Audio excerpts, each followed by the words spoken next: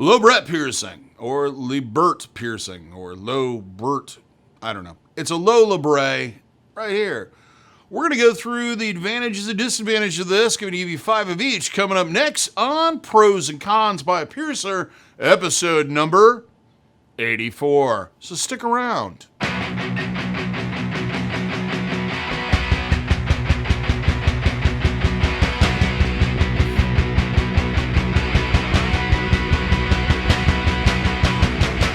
For those that are new to the channel, my name is DaVo. I'm a professional body piercer and have been since 1994. I own and operate the Axiom Body Piercing Studio located here in Des Moines, Iowa, inside Skin Kitchen Tattoo. So, when I talk to you about these things, I'm talking to you with a level of expertise that comes into being in the body piercing industry for well over 26 years.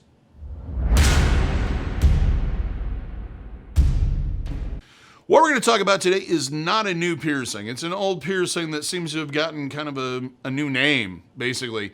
Labret piercings, when I started, were always done right here towards the chin. They were often referred to as the chin piercing. Can you pierce my chin? Was what I would hear often.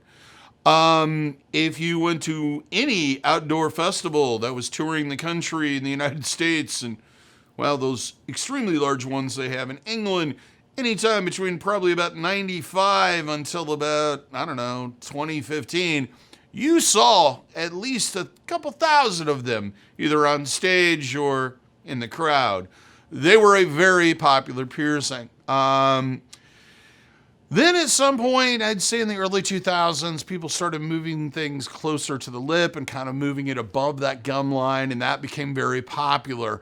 And this particular piercing became like your grandpa's piercing, your dad's piercing. It's a piercing your dad had when he was weird and followed that neo-metal band that you really don't understand why anybody liked it, and wore baggy trousers. And lots of chains. Lots and lots of chains. Anyway, so what we're going to do is we're going to go through the pros and cons of that. Going to give you 5 of each, advantages, disadvantages. Just one thing to kind of talk about is placement. It's usually right above the tendon that's on the inside that connects your lower lip to your gum line, the flornum tendon. It's where brownies are done usually. On most people, it is very deep, almost to that crevice where the chin, like a mine, which protrudes because I have that. I have the butt chin. It's done right above that. They can also be done in multiple groupings and etc. The type of jewelry that was usually put in these back in the day was Labret, fishtail Labrets. Fishtail Labrets, they work only with this piercing. They don't really work with anything else. They were an L-shaped Labret stud type thing, kind of like a nostril screw or an L-bend, but they had a natural kind of curvature. It could be bent to fit that natural gum line, so they were kind of a little less noticeable. Plus, you didn't have any sharp edges or points that could dig into your gums. Labret studs, flat disc on the back, probably the most common and probably what you would get pierced with today, because I don't know very few people or anybody that stocks fishtail Labrets. I do still have some, but there's not a lot of them out there anymore. So why don't we get into the pros, the advantages, the things that we like about this piercing, and the things that could be, the deciding factors in the positive column of why you should get this piercing. Number 1, it is an established piercing. This piercing has been around for a very long time. There are examples of it in ancient cultures. There's examples of it in indigenous people. It is not something new. It's not something you're experimenting with. Chances are it's going to heal without issues, and it's going to heal fairly easily. Number 2. Fits well into the shape of your face. Your face kind of has this triangular effect to it, between your eyes and your nose and your mouth, and it kind of adds to that kind of line that goes down. You can also do groupings and to continue that effect. It is one of those piercings that just kind of fits into the body, kind of looks like a silver, soul patch. Number 3, I kind of alluded to this already, but it can be done in groups. You can do multiple ones on the bottom. You can do them in patterns. You can do all kinds of fun stuff with this piercing. It doesn't necessarily just have to be one. It all comes down to whether or not you have the anatomy for it. If you have the space for it, you can do multiple ones. It is something you really need to talk to your piercer about. And one thing is, if you are planning on doing a grouping, is mention it when you get the first one done. Even if you're like I'm going to do one now and then maybe two later, but always mention it when you're getting the first one done. It makes it a little easier for them to kind of map out where there's going to be space for that and where it's going to work best. Number 4, because this is below the gum line and not in that direct line of the gum line or your teeth, it doesn't really affect teeth and gums as much as other piercings do that are in the mouth. It's lower, it doesn't affect eating, etc., speech as much, and it's probably not going to do as much damage as one that is right on the gum line. Number 5, the last of the pros. There are a lot of different ends that will work on this style of jewelry. You have everything from gem settings to flowers, all kinds of wild, crazy stuff, to talons and spikes and all that fun stuff you saw, in your favorite neo-metal band in the 1990s. Yeah. With the pros out of the way, let's move on to the cons and disadvantages, the things that may make you think twice about getting this particular piercing. The first one's going to be is with any oral piercing is there's a risk to the health of your teeth, gums, and bone structure in your mouth. It is a hard piece of metal in contact with much softer tissue. So that needs to be taken into account and monitored, not only during the healing process, but after the piercing is healed. Number 2, anything that screws on will come off. Those ends can fall off. You have to pay attention to them. You have to check them on a regular basis. With the fishtail Labrets, if you find somebody that still has one and is willing to do it that way, you had to be careful with where the location was of that tail. If it worked its way upward, it was easy to kind of fly out of there, and then you'd be in a situation where you need jewelry. Number 3, this piercing closes fairly quickly, like most oral piercings. And granted, there are exceptions because I know they will comment below, I've left mine out for 5 years and had no problems getting back in. You're the exception. Most people, if they take the jewelry out, this piercing hole will begin to close. It will begin to kind of tighten up in the center and seal, sometimes in a matter of an hour or two with some people, depending on how healthy you are and depending how quickly your body generally heals.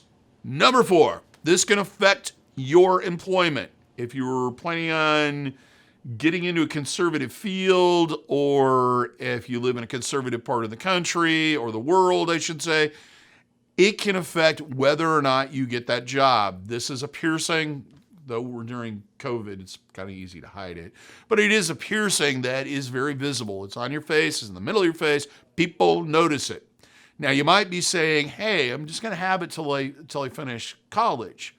The problem with that is it's gonna leave a scar, and the scar will be about the same thickness as the jewelry, and it can be very noticeable on certain people. So keep that in mind beforehand. And now you know. And number 5, one of my least favorite parts of any oral piercing, swelling. It's gonna swell. Usually it swells on the 2nd or 3rd day. It can continue for anywhere from 3 to 5 days. It varies from person to person.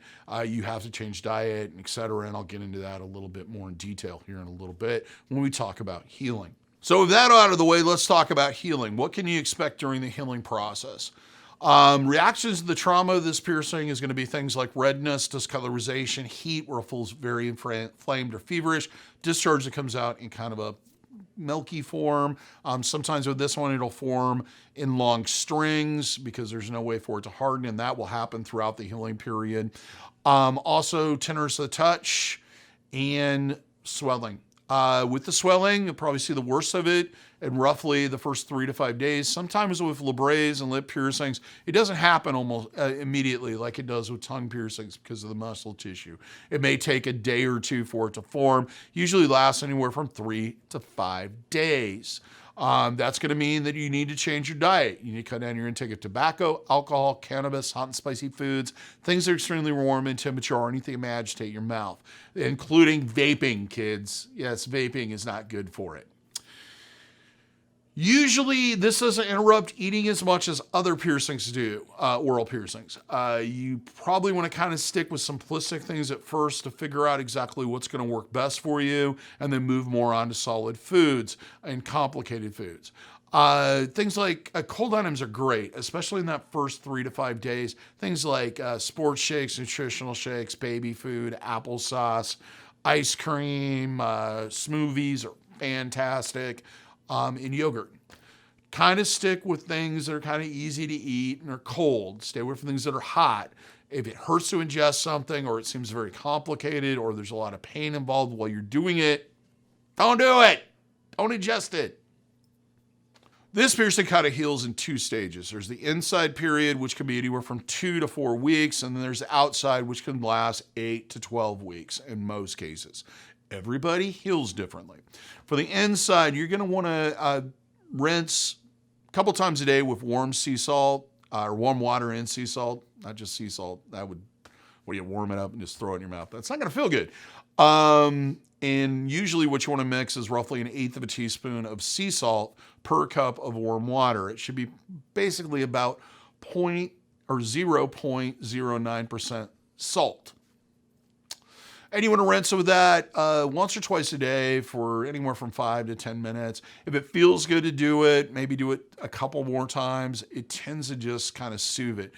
For the other thing I would suggest, is just to be on the safe side, is rinsing a couple times a day with a antiseptic mouthwash, one that is non-alcohol, so no Listerine, kids. It's bad. What I like is Biotin antiseptic mouthwash. If you find something equivalent, that should work. And the rinsing mainly is for that first 2 weeks. Throughout the healing period, you need to clean it twice daily with a sterile saline. I like sprays, things like Nail Med's piercing aftercare spray, or their wound wash. When looking for saline, what you want is something that comes in an aerosol can. It should say sterile. Sometimes it doesn't. It should say kind of what the percentage of the salt is. It should also not have any additives or anything additional in it. Things like food preservatives and etc. should not be in there. You shouldn't see things in there like tea tree oil. If it comes out of some bottle where it looks like the piercer put it together, that's not what I suggest using. A lot of piercers have a lot of natural medicine ideas, and a lot of that stuff can be very harsh and cause issues and problems. If they do suggest that, ask them why. But if you look at it, you just want sterile saline solution. You want to avoid things that have other usages. Like, for example, if it says no nostril spray, it might be okay, but I really wouldn't advise it. If it says anything about contact solution, no. That has a bunch of other stuff in it you don't want. Speaking of a bunch of other stuff you don't want, there's one particular national brand that's very popular that has food preservatives in it. Be very cautious if you have any food allergies. Do not use that. The only reason they put that stuff in there is because there's no way to seal it, so contaminants get into it, and then they cause problems. That's why you want sealed aerosol can. Basically, with the healing, the worst part of it's going to be the first couple of weeks as you get over the swelling. That usually lasts, like I said, anywhere from 3 to 5 days. A change in diet. Then you just want to isolate it, keep things away from it. Because of the nature of the piercing and the swelling, we do have to put a longer barbell in to allow for the inflammation. We tend to oversize this. We'd rather have it too big than too small. And this can create a problem because if you have contact with a piercing, you have an object that's going to push into your gums and possibly could cause some damage. If the longer barbell is getting caught on things, or you're noticing a lot of soreness in your gums, I would suggest seeing your piercer and having it downsize as quickly as possible. It's always best to leave jewelry in until the piercing heals. But if you're going to have to change it, and it seems like it's causing more damage than good, and that would be the case, you do want to have a professional do it. Part of the problem with changing it yourself at home is there's a possibility you might create additional trauma, which is going to lead to swelling, which is going to lead to prolonged healing and all kinds of other problems. Plus, you might introduce contaminants into the piercing. If you're going to change the jewelry at all during the healing process, see your piercer. Many of them will do it for free, including myself. Some of them they'll charge a mild, small amount. Now let's move on to living with the piercing. Living with the piercing is some things you want to consider. The jewelry needs to be left in at all times. It's not a piercing that you can take out to go visit grandma or go to a job interview. You definitely need to leave it in all the time. Anytime you remove it, there's a possibility of losing the piercing. Another thing, regardless of how long you've had the piercing, you should monitor the health of your gums, your lower gums. You should keep an eye on it, look for any spots, any roughness, any tenderness. If you notice any softness in the bones when you push in, those are all signs that the jewelry is causing damage and should be removed immediately before it causes further damage. This piercing really doesn't affect eating and speech as much as other oral piercings. It may affect it in the first day or two, but usually not too much. During the healing process, you may want to slow down on the amount of talking you do, but beyond that, it shouldn't cause any problems. But afterwards, it's going to be a part of your body. You're not even going to notice it. Lastly, on living with a piercing, you want to avoid trauma. I've had clients in the past that have gotten into fist fights, car accidents, and various other planned or unplanned events and had that thing hit and done damage to their teeth and gums. It is a metal object. Banging it is not going to be good. It can cause damage to everything that's in your mouth, the bone structure, the teeth, the gums, etc. Plus, any piercing should be babied. Things should be kept away from it to avoid damage to the piercing. Because in some cases, if you do enough damage, no matter how long you've had the piercing, you're going to start the healing process all over again. Lastly, abandoning the piercing. If you come to a situation where you need to remove the jewelry, what can you expect?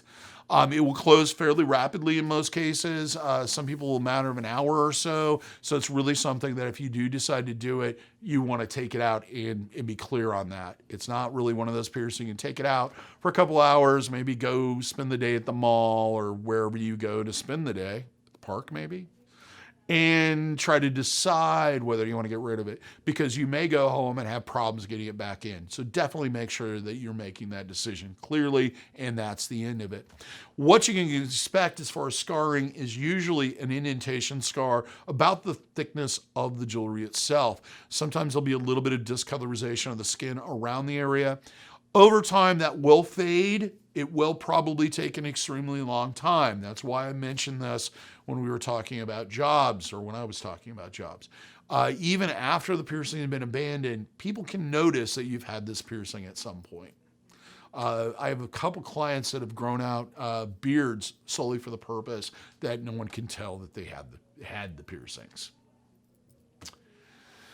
Well, that's all I have to say on this particular piercing today. This has been a longer video than usual. This is kind of the new format that I'm going for, is kind of getting through all these things to kind of give you an overview of everything you need to know about this particular piercing. If you enjoyed the video, found it informative, please give us a like. Let us know that you liked it, because we like it when you like it. Who doesn't? If you have something to add to the conversation, or you would like to ask a question, please leave a comment. The community actually has been building pretty good. We have a lot of, actually some very educated people in here that are happy to answer questions and give you advice. Also, whenever I have time, I will answer comments. If you haven't subscribed already, please do so. Hit that notification bell so that you're notified every single time we post something. Check out our merch store. We have everything from phone cases to fanny packs to clothing to everything you can possibly imagine. And Christmas is slowly coming up, so you might want to check out some of those for those gift-giving ideas. Link is in the description. Also, there's one of those merch bars. There's about 12 or 13 different designs. Till next time, here's hoping all your piercings heal with ease and without a single issue. And if you're in the Des Moines, Iowa area, I hope to see you for your body piercing needs in the future. Have a good day, everybody. Take care. Stay warm, because it's cold and snowy out. I'm not ready for this yet. And we will see you in the next video. Till then, have fun.